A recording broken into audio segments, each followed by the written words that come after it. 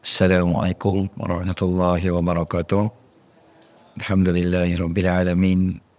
Wassalatu wassalamu ala asyrafil anbiya'i wal mursalin wa ala alihi wa sahbihi ajma'in. Subhanaka la ilma lana illa ma 'allamtana innaka antal alimul hakim. Rabbi shrah li sadri wa yassir li amri wahlul 'uqdatam min lisani yafqahu qawli, amma ba'd. Al-Fadil Tuan Imam, Al-Jangka Puasa, tuan-tuan, perempuan muslimin muslimat yang dirahmati oleh Allah Subhanahu wa taala. Pertamanya kita panjatkan kesyukuran kita kepada Allah Subhanahu wa taala kerana dengan limpah rahmatnya Allah Subhanahu wa taala beri kita sama-sama peluang berada di dalam majlis ilmu kita pada malam ni. Moga-moga kehadiran kita akan termasuk di dalam timbangan amal soleh kita nanti. Amin ya rabbal alamin. Baik, tuan-tuan perempuan muslimin rahmati oleh Allah, kitab kita yang kita mengaji sebelum ni nama dia 40 hadis penghapus dosa tu telah pun tamat kuliah dia. Malam ni kita akan gunakan kitab baru di surau kita ni, dan duka citanya dimaklumkan kitab yang diorder masih dalam van, Ninja van, jadi tak sampai lagi.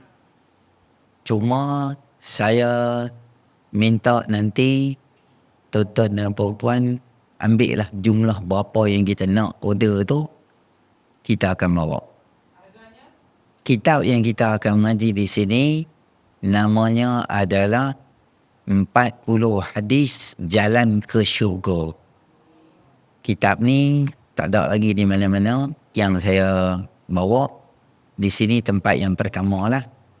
Jadi di dalam kitab ni ada lebih kurang 42 hadis, tambahan 2 hadis, dan beberapa hadis-hadis tu adalah hadis-hadis yang ringkas berkaitan dengan akhlak, berkaitan dengan ibadah, berkaitan dengan amal-amal soleh lah. Antaranya menunaikan haji benar, hadis sabar mati syahid, mencintai Al-Quran, memelihara anak yatim, menghapuskan hutang, berpegang dengan i'tiqad ahli sunnah wal jamaah, dan sehingga hadis yang ke-40 adalah hadis menangis kerana takut dengan Allah Subhanahu wa taala. Jadi tuan-tuan muslimin rahmati oleh Allah, antara adabnya apabila kita ni nak baca kitab, kata guru-guru, kita bacalah apa yang disusun oleh penyusun muqaddimah. Kerana apa yang disusun oleh muqaddimah ni adalah gambaran keseluruhan daripada apa yang cuba disampaikan oleh penulis. Jadi sebelum saya nak mulakan kuliah pada malam ni, saya nak bagi tahu satu benda peringatan untuk kita lah. Keadaan surau kita ni dia tak besar mana. Ruangan dia lebih kurang 7 ke 8 saf sahaja. Apabila kita masuk ke dalam surau, adalah sangat diharapkan kita ni boleh mengurangkan percakapan-percakapan yang tidak penting dalam kehidupan kita. Kerana cakap tadi masa saya semayang tu bawah sikit pada market Juletung ya. Cuma tak ada jual sayur ya. Kalau ada jual sayur dengan ikan, lengkap pakej jadi market tu. Jadi saya haraplah pada semua jemaah yang ada ni, kalau boleh kita kembalikan surau atau institusi ibadah ni kepada peranan dia yang sebenar. Boleh kita sembang. Pertama, boleh saya sembang. Kita buat konklusi lah 3 benda yang boleh sembang dalam surau ni. Macam tu mudah pegang. Pertama, dalam surau ni ada ulat. Boleh cakap. Ulat boleh cakap. Yang kedua, bila boleh cakap, bila surau ni terbakar. Tolong surah terbakar, boleh cakap. Yang ketiga, penceramah meninggal dunia. Kipas jatuh dari kepala, arwah ustaz yang mengajar. Boleh sembang. 3 ni boleh sembang. Saya buat kesimpulan senang. Selain daripada 3 ni, kita sembang lepas bagi salam isyak nanti. Topik-topik yang penting yang kita sembang. Dia kadang-kadang dia bukan apa. Bila kita dengar balik rakaman ceramah ni, ustaz-ustaz ni, dia dengar suara belakang, suara latar tu dia kuat pada berceramah. Jadi tak tahu siapa berceramah sebab banyak sangat berceramah. Jadi kalau boleh kita hadkan suara kita bila kita duduk dalam masjid atau surau atau apa-apa benda yang penting kita nak cakap, kita cakap dalam volume yang agak pelan yang tidak mengganggu jemaah yang lain. Katalah ada benda penting, beg tangan kita atau beg duit telefon kita tinggal, hang jumpa tak beg duit aku? Boleh, tapi dengan suara yang sangat minimum agar tidak mengganggu jemaah yang sedang dengar kuliah atau juga jemaah yang sedang beribadah terutamanya. Baik, itu sebagai peringatan kasih sayang pada semua kita yang ada lah pada malam ni. Jadi kita akan sambung kitab kita, baca Muqaddimah Penyusul. Kitab kita ni 40 hadis jalan ke syurga, siri yang pertama. Alhamdulillahi Rabbil Alamin, wassalatu wassalamu ala sayyidina Muhammad khatamil anbiya'i wal mursalin wa ala alihi wa sahbihi ajma'in, amma ba'd. Dunia dicipta oleh Allah sebagai tempat untuk beramal. Akhirat pula sebagai tempat untuk menuai hasil dan mendapat balasan. Jika di dunia kita beramal soleh, maka kita akan dikurniakan syurga, iaitu tempat dipenuhi dengan ketenangan, bahagia, seronok, lazat, pelbagai nikmat lagi. Namun, pun di sini loh. Jadi pengarang kita sebut bahawa dunia ni Allah Ta'ala buat dekat kita ni, dia ada satu konsep dia. Maknanya, apa sahaja benda kita buat di dunia, dia tak habis di dunia. Dia ada kesinambungan dia ke akhirat. Kalau kita buat baik, kita akan dibalas dengan kebaikan. Sebab apa? Ada suasana akhirat. Akhirat ni ada sebagai satu keadilan untuk manusia. Kerana di dunia ni, dunia yang tak adil. Contoh saya beritahu. Ada orang dibangun pagi, 3:30 pagi, 4 pagi, dibangun tidur. Dia kena masuk dalam hutan getah untuk menoreh. Adalah dia menoreh tu terpaksa lawan dengan harimau, sagi fight dengan gajah, semangi smackdown pula harimau kumbang, baru nak boleh dapat getah. Banyak mana dapat? Pukul 7 sagi baru dapat. Tu pun 13 ekor lay tu penyamun tarbus balas dah. Tinggal sikit je kat hutan tu, hasil pun tak banyak. Gaji berapa? Adalah jual B, jual mai, ada dapat 500, 600, 700. Tak padat dengan kerja dia teruk.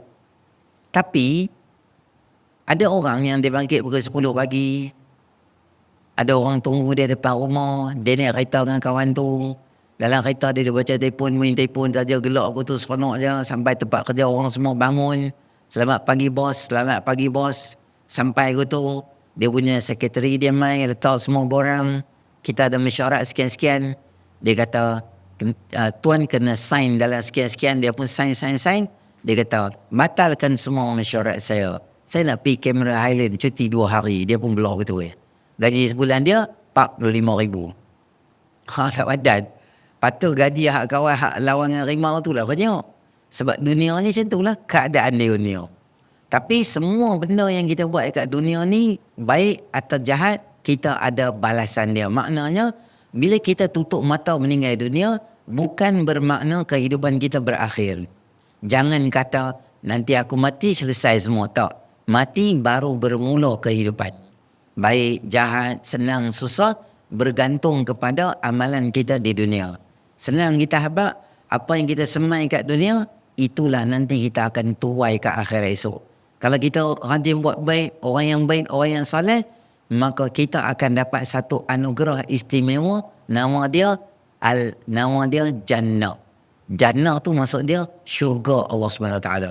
Syurga ni ada apa? Semua benda yang menyeronokkan jiwa, yang membahagiakan jiwa, yang melecehkan jiwa ni tak ada. Dalam dunia, dalam syurga tak ada penat, tak ada letih, tak ada sakit, tak ada kencing, tak ada pi buang yang besar, tak ada dengki, perangai tak elok tak ada, maki orang tak ada. Syurga ni seronok ya. Habis kami makan jadi apa? Minum jadi apa? Segala yang ada dalam perut manusia ni diubah dan dibuat construction balik supaya makanan manusia dia tak jadi najis atau yang kencing, dia akan tukar jadi peluh yang wangi pada manusia. Kita tahu? Wah, wangi ya. Dia tak ada. Pi tandas tak ada. Sebab syurga tak ada tandas. Sebab tu hebat. Di dunia ni hebat-hebat macam mana pun dia mesti ada tandas. Kita pergi White House, rumah tu, Joe Biden. Rumah dia ada tandas? Ada.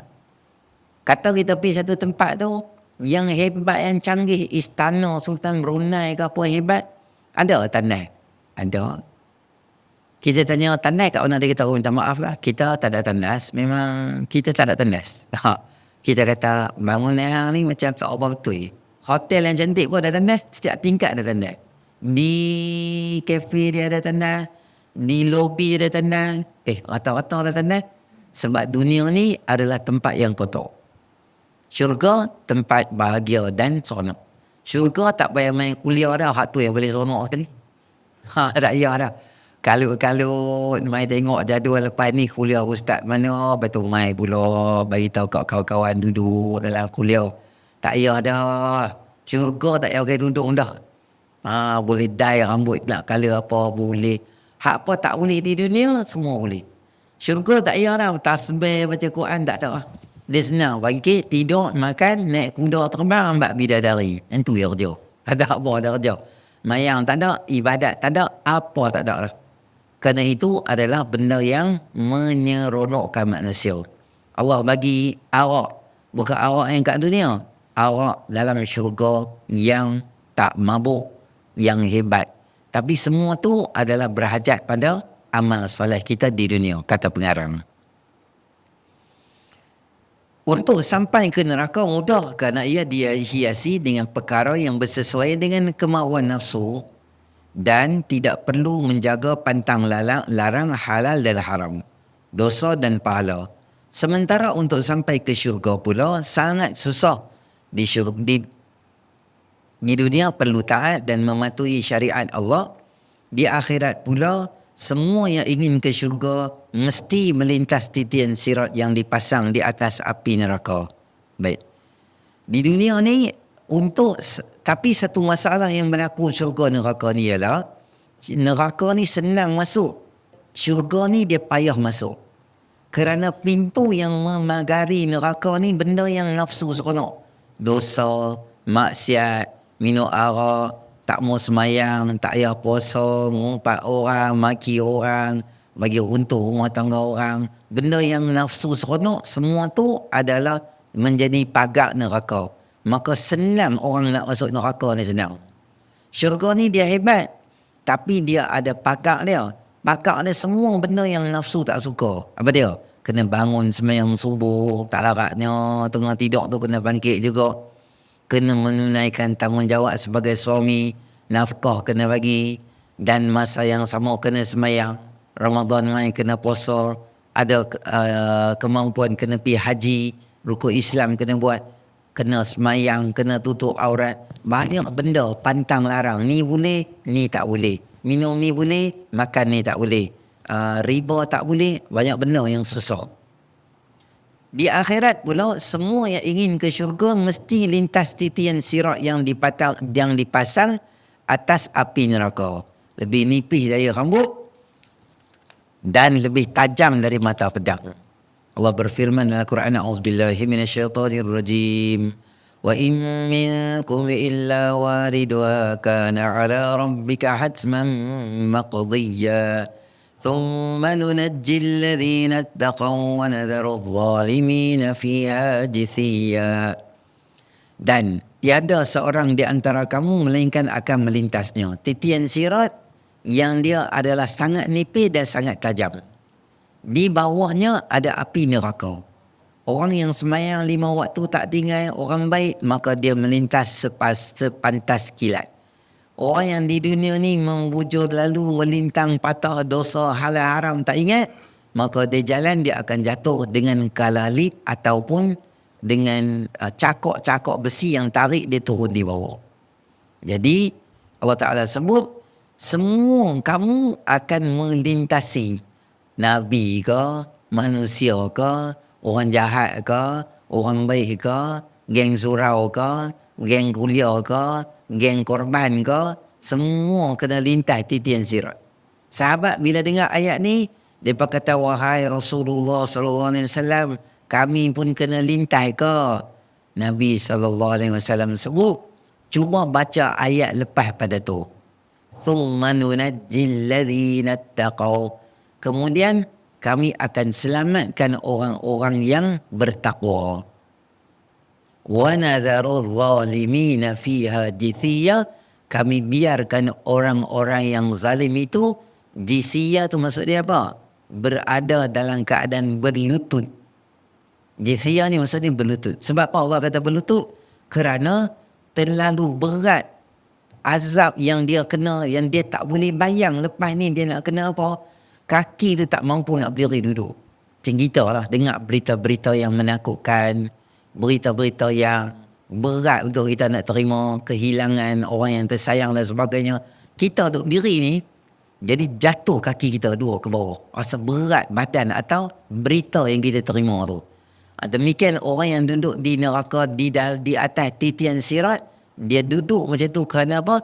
Kerana dia rasa bebanan azab yang sangat tinggi yang Allah bagi kat dia disebabkan apa yang dia buat dekat dunia ni.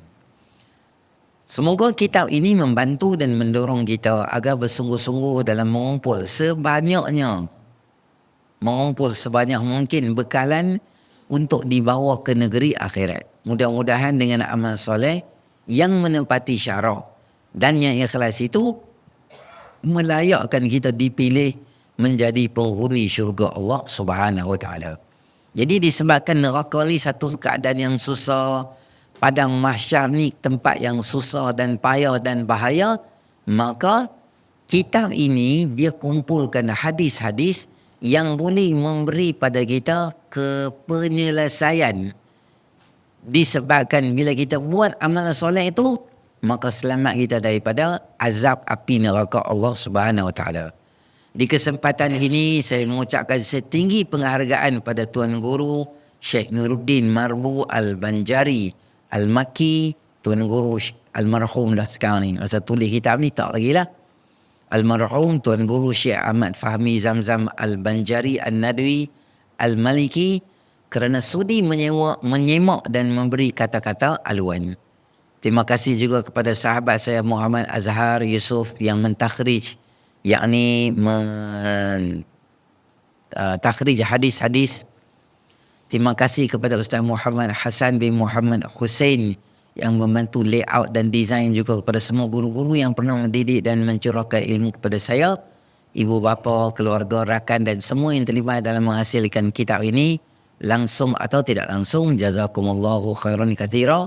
Saya mengucap mohon maaf sekiranya terdapat kekurangan dan kesilapan dalam kitab ini. Diharapkan para pembaca dapat memberi komen yang membina, yang kurang tepat dapat disempurna dan yang silap dapat diperbetulkan. Abu Hazim Ad-Dimashqi, Zamri bin Hashim, Ma'at Tarbiyah Islamiah Derang, Pokok Sena, Kedah. Ni masa dia mengaji lah, masa dia kerja.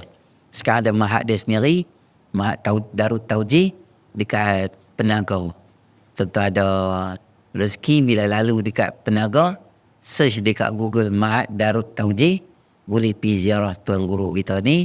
Ada banyak kitab-kitab yang dia karang. Saya rasa dekat 10 ke 11 kitab yang dia karang dan dia terjemah pelbagai disiplin ilmu lah, daripada sirah, ada fiqh, ada hadis, ada tafsir dan sebagainya. Baik.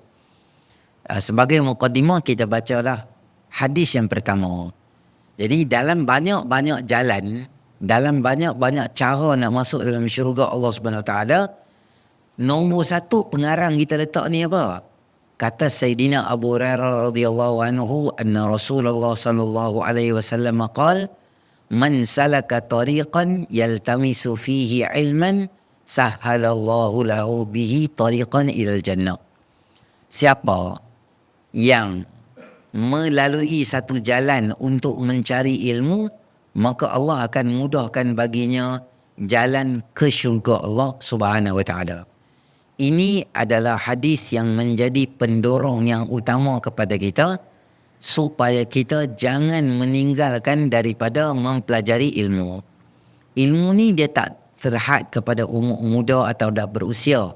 Kerana ilmu ni dia tak ada siapa yang boleh mendabik dada kata dia pandai. Kata Allah Ta'ala dalam surah Yusuf, a'udzubillahi minasyaitonirrajim, wa fawqa kulli zi ilmin alim. Di setiap orang yang pandai itu ada orang yang lebih pandai daripada dia. Dunia ke akhirat ke, dia ada orang lebih pandai. Kita kata kita pandai bab komputer, ada orang lebih pandai daripada kita. Tak Malaysia, di Indonesia. Tak di Indonesia, di Kemboja. Tak Kemboja, Jepun. Dia ada. Di dunia ni orang lebih pandai. Hang kata hang pandai pertukangan, ada orang pandai. Kita kata kita pandai dalam bab IT, ada orang pandai lagi. Ada orang pandai menjahit, memasak, semualah benda yang pandai. Dan kemuncak kepandaian semua manusia ni berakhir dengan Allah Subhanahu Wa Taala. Itulah dia Allah yang Maha Alim, yang ilmu Allah Subhanahu Wa Taala meliputi segala-galanya yang tak habis. Wa ma utitum minal ilmi illa qalila. Kami beri pada hangpa ilmu sikit sahaja. Maka cara kita yang pertama untuk masuk dalam syurga Allah Subhanahu Wa Taala ni adalah mempelajari ilmu. Terutama ilmu-ilmu berkaitan akhirat lah. Sebab dengan ilmu yang kita belajar ni, yang pertama adalah tujuan kita belajar ni apa? Supaya kita dapat faham daripada sebarang kejahilan. Kata Imam Asy-Syafi'i rahimahullah ta'ala, kullama zadani ilman zadani fahman ala jahli. Setiap kali aku belajar, setiap kali aku duduk dalam kelas pengajian, maka aku dapat hilangkan sebahagian besar daripada kejahilan yang ada dalam diri aku. Dengan kita abaikan kuliah ataupun pengajian ilmu ni, maka kita lihat banyak kejahilan mula tersebar di dalam masyarakat. Benda-benda basic dalam agama yang mudah kita faham pun kita tak faham. Apa dia benda basic dalam agama? Orang mengucap 2 kalimah syahadah sahaja ada peluang untuk masuk dalam syurga. La ilaha illallah adalah kunci syurga. Orang-orang yang tak pernah mengucapkan 2 kalimah syahadah, orang yang syirik derhaka dengan Allah Subhanahu Wa Taala, dia takkan ada ruang untuk masuk dalam syurga kalau dia mati dalam keadaan tidak beriman dengan Allah Ta'ala. Kita tak boleh kata, kawan aku ni memang dia tak semayang, tapi dia bagus. Aku harap-harap dia masuk dalam syurga. Boleh lagi. Sebab apa? Sebab dia masih ada akidah la ilaha illallah. Dia ada lagi satu hari dia akan masuk syurga. Tapi kawan kita yang tak mengucap 2 kalimah syahadah, kita tak boleh kata dia, aku harap-harap aku boleh masuk syurga sama dengan dia ni. Padahal dia tak Islam. Benda basic yang mudah yang difahami oleh anak-anak tandika, kita dah besar, kita rasa tak tahu dengan isu-isu tu. Kerana tu adalah pentingnya ilmu pengetahuan. Kita balik rumah, saya selalu habaq tolong Fatihah yang kita baca dan tahiyat akhir yang kita baca ni, tolong tengok teks bacaannya yang betul. Di rumah cari ada tak kitab-kitab fardu ain. Tengok bacaan alham tu macam mana Fatihah. Tahiyat akhir, at-tahiyyatul mubarakatus salawatut tayyibatulillah. Assalamu alayka dengan syaddah dekat sin. Assalam. Tak boleh baca Assalamu alayka. Assalamu alayka. Salah dah. Kita nak bagi salam. Ada 4 rukun yang nama dia rukun qauli dalam semayang. 4 ni mesti sebut dengan betul. Sebut tak betul, batal semayang kita. Apa dia? Pertama, takbiratul ihram. Kedua, membaca Fatihah. Ketiga, membaca tahiyat. Keempat, memberi salam. mesti cantik. Empat-empat tu sebutan mesti elok. Tak mesti qari taranum baca jaharka ras dengan taranum, tak payah. Baca elok ya. Kita takbir Allahu Akbar. Allah tu boleh panjang. A tak boleh panjang. Kaf tak boleh panjang. Ra tak boleh. Lokasi lain tak boleh panjang. Tak boleh baca Allahu Akbar. Semayang tu namanya bungkui kat tepi. Kalau dia tu imam, semayang dia tak sah, kita tak boleh ikut dia. Kita kena semayang sendiri sebab semayang dia tak kena. Tak boleh panjang. Dia boleh panjang ke Allah je. Hu tak boleh. A tak boleh panjang. Allahu Akbar tak boleh. Allahu Akbar betul. Akbar tu nama Allah saja. Tak boleh pakai 99 nama yang lain. Contoh Ar-Rahmanu Akbar, Ar-Rahimu Akbar, Al-Wahhabu Akbar. Akbar, akbar. Tak boleh tukar dengan A'azam. Walaupun dia sama isim tafdil, tak boleh guna Allahu A'azam, tak boleh. Kalimah kena tepat. Yang kedua, tak boleh melatah. Contoh, kita kata Allahu Akbar. Apa makna dia? Itu dalam bahasa Arab kita panggil al-istifham. Istifham tu kalau dalam bahasa Inggeris kita panggil WH question. Who, when, where, why. Tu. Allah. Tak boleh buat melatah. Tak boleh dua macam tu. Dia kena satu je. Kalau dua, dia jadi maknanya sangat tak elok. Apa makna dia? Allahu Akbar, Allah Maha Besar. Allahu Akbar, kita buat melatah tu maksud dia, adakah Allah tu besar? Dia tanya. Dia macam ragu-ragu. Allah tu besar ke? Dia takbir. Allah tu besar ke? Dia macam tak yakin dengan besarnya Allah Ta'ala. Kalau dia yakin, dia sengaja sebut Allah tu hebat, dia ragui kehebatan Allah, maka boleh gugur akidah dia. Sebab ilmu tu yang sangat penting. Maka takbir bagi elok-elok, jangan menguap masa takbir, tak utama sembahyang subuh. Allahu Akbar. Seminggu Allah. Orang tak ada. Dia bantai takbir sekali package dengan menguap. Takbir itu nama dia tak kira. Tak kena takbir lain. Allahu Akbar tak boleh. Allahu Akbar. Ataupun dia belahak. Allahu kena nasi Arab. Kenduri Zulirah catering. Kena 2 kali batok pula. Buah ayam dulu, lepas tu bawa nasi, lepas tu buah ayam pula. Tu tarik apa semua, kena sembahyang Zuhur. Sembahyang Zuhur, belakang.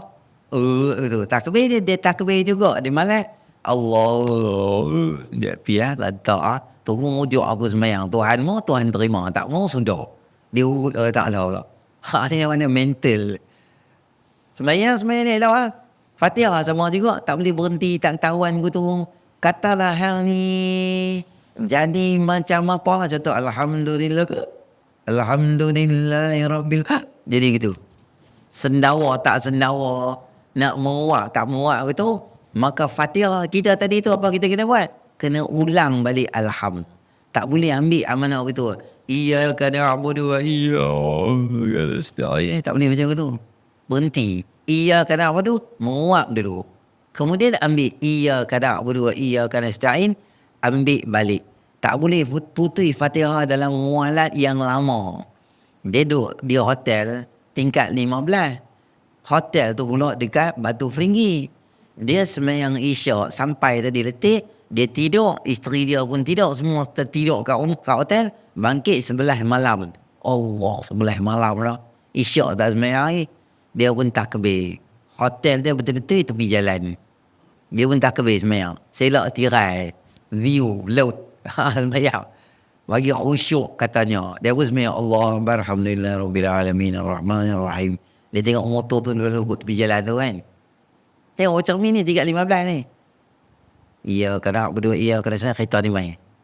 Sini traffic light. Dia tengok tu. Dia ingat di hati. Kena ni, aku rasa kena ni. Aku rasa kena ni. Dalam tu sembahyang tu. Kena, kepam, kena. Dia iya kena berdua, iya kena sa'in. Dia tengok. Dia ingat di hati lah. Duduk aku lah, itulah berhenti lah. Dia duduk malak. Dia duduk marah itu. Marah tu lama.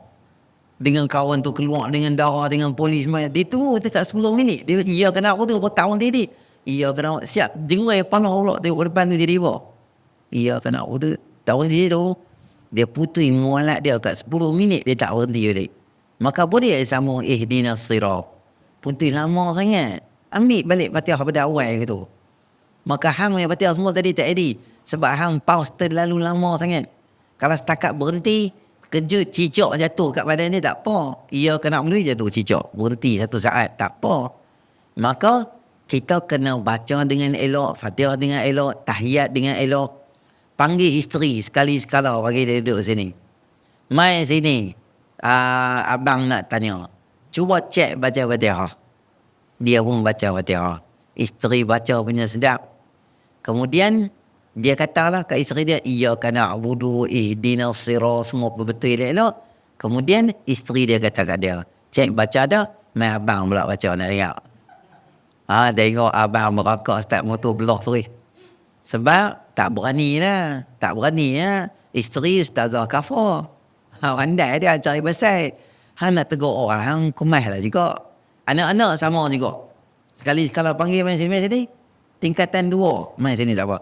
Cuba hang semayang, abah nak tengok. Hang semayang sunat, abah nak tengok. Kaki hang macam mana. Hang buat lu semayang sunat tu 2 rakaat sampai habis. Kemudian hang baca pula kat abah. Fatihah hang baca macam mana. Tahiyat baca macam mana.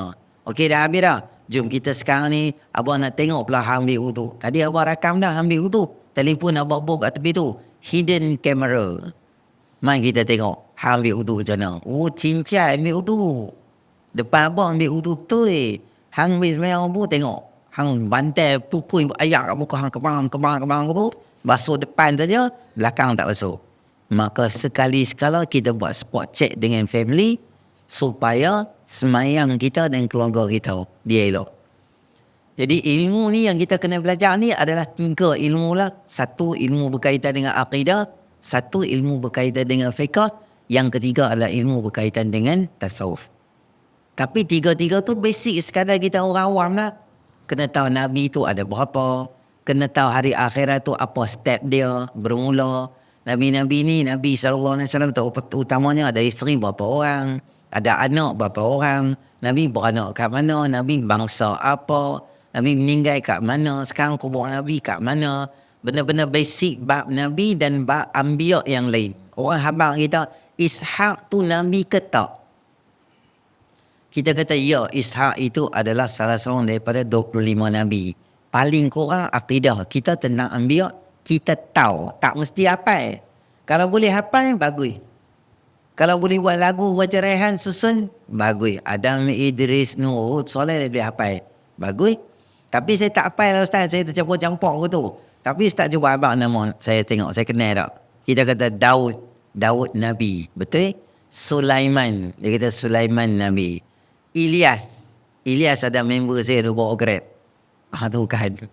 Tu akidah hang tak kemas lagi sebab dia tak tahu. Ilyas tu salah seorang daripada Nabi. Betul ke? Saya ingat kawan saya. Tak. Kena tahu basic. Akhirat jadi apa? Apa akan jadi nanti? Bab-bab ketuhanan, bab uluhiyah, bab-bab berkaitan dengan akhirat. Basic kena ada. Macam tu okey lah, tak apa. Jangan orang kata apa, mereka tak tahu apa. Tak tahu benda-benda apa, agama apa pun tak tahu.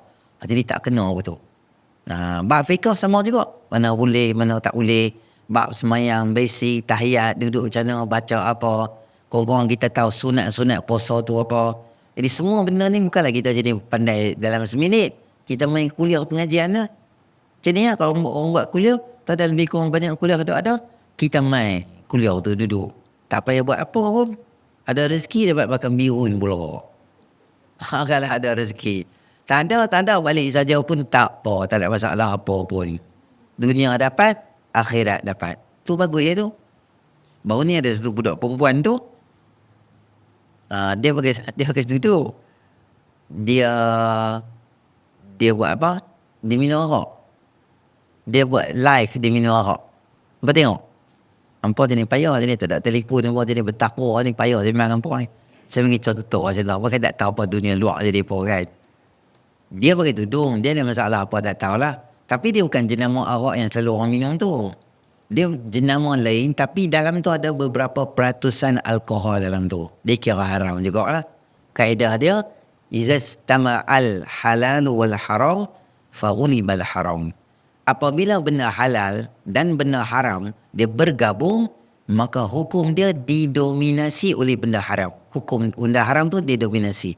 Contoh, air MPO ni, air mineral ni. Saya ambil sering, picagari, titik je buat arak kat sini. Tak. Ataupun ambil camcau, titik je arak. Pat. Maka seluruh air ni, dia tak jadi mineral. Dia jadi air arak. Melainkan dia jumlah yang besar. Lebih daripada 2 kula, dia tak bilang berwarna rasa, itu lain lah. Tapi ini, dia titik di laut, dia cerita lain. Ini, benda kecil, sikit, kita titik, maka 1.5 liter Fanta tadi, yang strawberry tu, seluruh Fanta tu dia jadi arak, kita tak boleh minum dah. Bila dia bercampur macam tu. Walaupun dia berbuah 1%, 2%, itu tetap juga haram di dalam syarak, tak boleh minum. Dia ada masalah apa tak tahu apa dia buat. Dia menangis, saya ada masalah, dia minum. Saya ada masalah, dia minum. Dia buat live tunjuk ke orang. Tu yang kita kata, basic benda-benda agama tu, hukum dia haram, tak boleh minum arak. Walau apa juga masalah yang berlaku pada kita, arak tu bukan penyelesaian. Innamal khamru wal maisiru wal ansabu wal azlamu rijsun min amali syaitan. Tenun nasib, judi, arak, semua tu termasuk dalam kategori rijsun, najis. Min amali syaitan, daripada amalan syaitan. Tak boleh benda tu. Jadi dia tahu ke tak tahu kita mengaji ke buat tak tahu ke, dia minum. Benda tu hukum dia berdosa di dalam Islam. Basic je benda tu. Hantarnya siapa pun orang tahu. Awak tak boleh minum. Tapi kawan-kawan yang perkenalkan dia dan orang suka promosi benda tu, maka dia rasa tak apa kalau minum pun. Ada satu siapa ke tak tahu, dia viral di kalangan orang, dia kata selagi arak tu tak mabuk, kita boleh minum. Kalau dia mabuk, dia tak minum. Dia tak boleh minum lah, hukum dia haram. Dia bukan kira macam tu. Dia kira macam ni. Kullu muskirin khamrun wa kullu khamrin haramun. Nabi SAW buat satu kaedah yang umum. Apa dia kaedah dia? Apa sahaja benda yang boleh menyebabkan hilang fungsi akal, maka benda tu dikategorikan sebagai arak. Termasuk dalam apa dia? Isap gam. Isap gam, kias dia pada arak sebab apa? Sebab dia boleh rosakkan fungsi akal. Orang yang isap gam banyak tu tentang dia jadi apa? Dia punya sel-sel otak dia putih. Dia lambat nak bertindak. Contoh lah. Kita mengajar di sekolah, contoh. Sini papan hitam. Dia tengok situ. Ataupun dia tengok situ. Cikgu dia ada kat situ. Cikgu dia kata dia, Aiman. Dia si lambat. Dia macam slot. Tahu binatang lambat. Tu kalau sekolah terbakar, dia memang angin dia. Dia lambat, respon dia lambat gitu. Sebab otak dia putih. Dulu kecil-kecil minum guru elok. Lepas tu kedarah gam kasut tu jadi bingung. Putih otak-otak semua. Jadi lambat. Maka benda tu dikategorikan sebagai haram kerana dia merosakkan badan dan merosakkan akal otak manusia semua, dia rosak tu.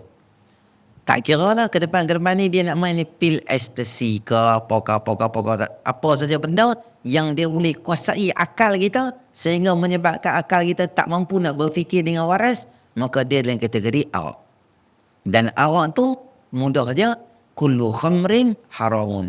Setiap arak, tak kira arak tu buat pada anggur ke, buat pada beras ke, buat pada kurma ke, buat pada gandum ke, tak kira ingredient dia apa, tak kira nama dia apa.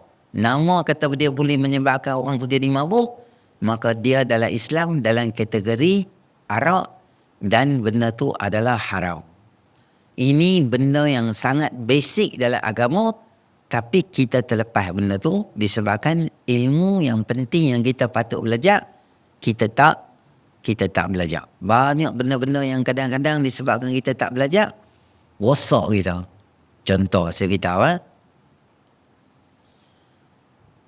kita ni kadang-kadang dalam grup WhatsApp kita ni akan ada stiker. Stiker tu kadang-kadang stiker manusia, kadang stiker kartun. Kadang dia ambil muka siapa-siapa kawan dia ke atau artis mana-mana ke, dia suka buat begitu. Awak ni tak pandai lah. Awak ni, dia kalau kawan dia sembang-sembang apa ke, nampak macam dia tu buat awak bodoh, dia akan up stiker ni masuk. Asal dia stiker kartun saja seronok lawak. Lama-lama ada beberapa app yang boleh create stiker tu daripada muka orang. Dia ambil muka kawan tu tak kata pun, dia buat cakap dia buat tu. Tak apalah kalau kawan tu dia biasa je, tapi dia suka cakap benda-benda yang tak elok, tambah-tambahan lagi benda-benda yang lucu. Contoh, dia ambil perempuan mana kecomel sikit, pakai baju pun lebih kurang gitu je. Lepas tu dia hantar dalam grup, dia tulis, abang jangan lupa tahu balik awal kami malam Jumaat, stiker tu nanti keluar. Sagi dia betul-betul sama dalam grup masjid ke, dalam grup taman ke, dalam grup muka bertakwa semua macam-macam ada. Kita tengok ini macam main kuliah, tapi tengok dalam grup boleh tahan ke ni apa stiker dia hantar. Markah mana akan naik motor pakai kebaya selak sampai ke paha gitu, jangan lupa tahu abang balik awal. Benar main kuliah. Tuan-tuan berdosa. Satu, perempuan tu tak cakap macam tu. Perempuan tu tak pakai tudung, dia pakai kebaya terbelah. Itu dia dengan Allah tu, biar pi dia jawab dengan Allah. Yang ambil video ni, ambil buat satu tu, bukan saya buat ustaz. Dah hang bukan hang buat, yang hang buat apa? Kalau orang ambil isteri kita buat macam tu, kita suka.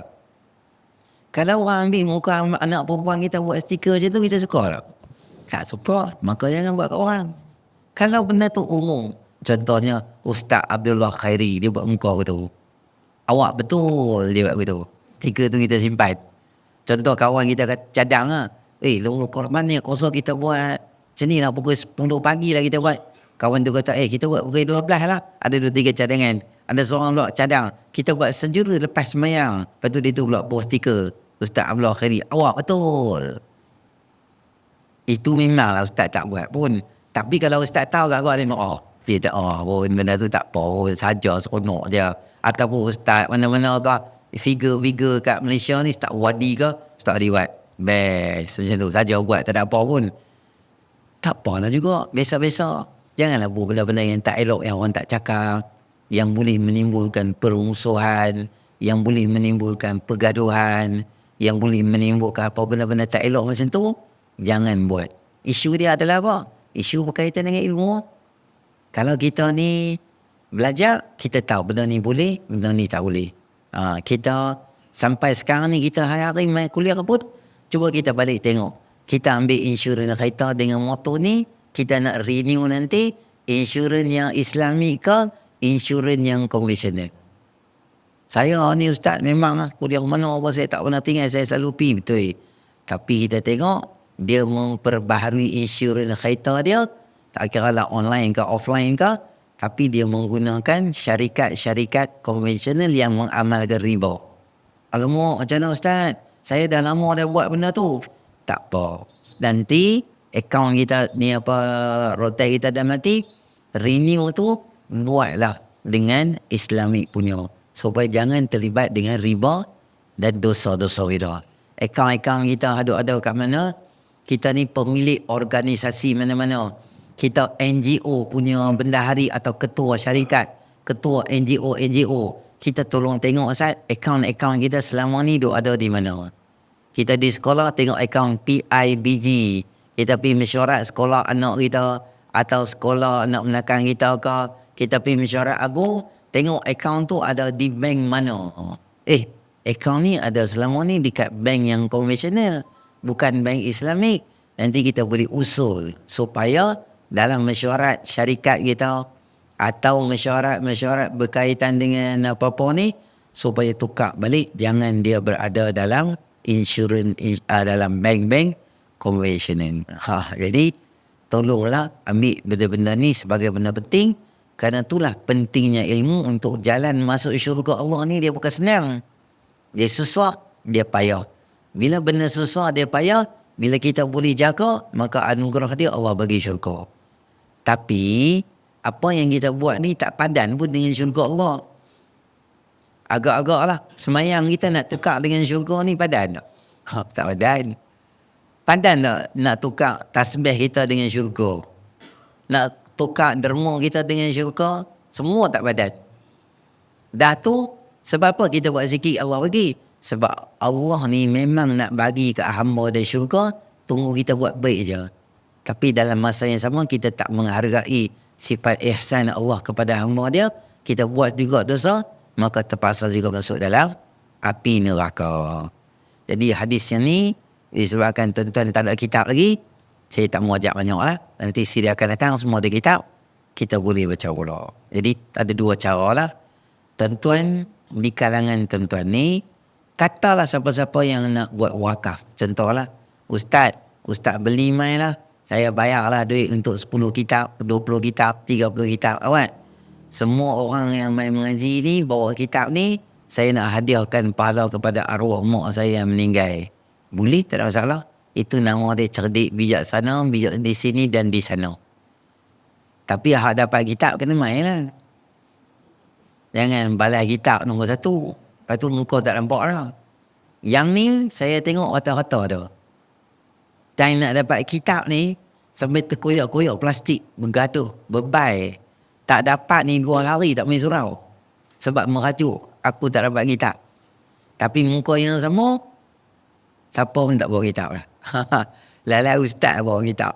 Kembali kepada jalan dia asal balik. Jadi, bagus kalau kita boleh ada kitab. Dalam masa yang sama, kita nak infak dan sebagainya pun boleh juga. Maklum dekat saya berapa jumlah kitab, saya akan beli main pada tuan-tuan nanti. Pada tuan-tuan nanti insyaAllah. Kitab ni RM10 je harga dia. Kitab ni harga dia RM10. Tuan-tuan boleh beritahu pada bulan depan nanti kita akan mula baca kitab ni. Baik. A'udzubillahi minasyaitonir rajim. Bismillahirrahmanirrahim. Alhamdulillahirabbil alamin. Wassalatu wassalamu ala asyrafil anbiya'i wal mursalin wa ala alihi ajma'in. Allahumma anfa'na bima 'allamtana wa 'allimna ma yanfa'una wa zidna ilma. Rabbana atina fid dunya hasanah wa fil akhirati hasanah wa qina adzaban nar. Wa sallallahu ala sayyidina Muhammadin nabiyil ummi wa ala alihi ajma'in. Alhamdulillahirabbil alamin. Assalamualaikum warahmatullahi wabarakatuh.